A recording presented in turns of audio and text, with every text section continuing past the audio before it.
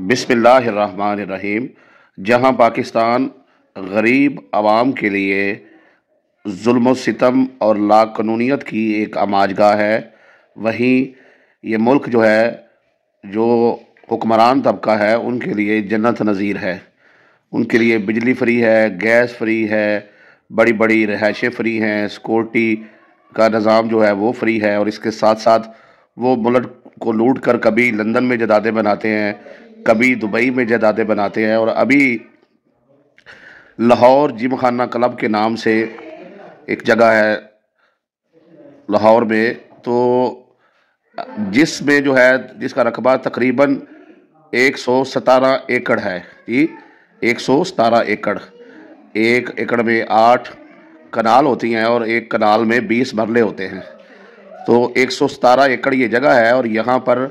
آپ خود سوچیں کہ یہ جگہ لیز پر لی گئی ہے، تو وہاں پر لاہور جم خانہ کلب قائم کیا گیا ہے، تو کیا اس کا کرایہ ہوگا؟ اس کا سالانہ کرایہ جو ہے وہ 5,000 روپیہ ہے، جو ماہانہ 400 روپیہ بنتا ہے، اور یہ کرایہ بھی سن 2011 سے ادا نہیں کیا گیا ہے۔ جی ہاں، اب ایسا کس ملک میں ممکن ہے کہ 117 ایکڑ زمین ہو اور وہ ماہانہ 400 روپیہ جو ہے وہ کرائے پر حاصل کی گئی ہو؟ یہ صرف اور صرف جو ہے وہ پاکستان میں ہی ممکن ہے۔ تو متعلقہ ڈی سی صاحب کی طرف سے ایک نوٹس جاری کیا گیا، جس میں کہا گیا جی 2011 سے آپ نے جو اس کا سالانہ کرایہ 5,000 روپیہ بنتا ہے وہ ادا نہیں کیا ہے، تو آپ وہ کرایہ ادا کریں، وگرنہ آپ کی لیز جو ہے وہ کینسل کر دی جائے گی۔ تو صرف یہ ایک مثال ہے،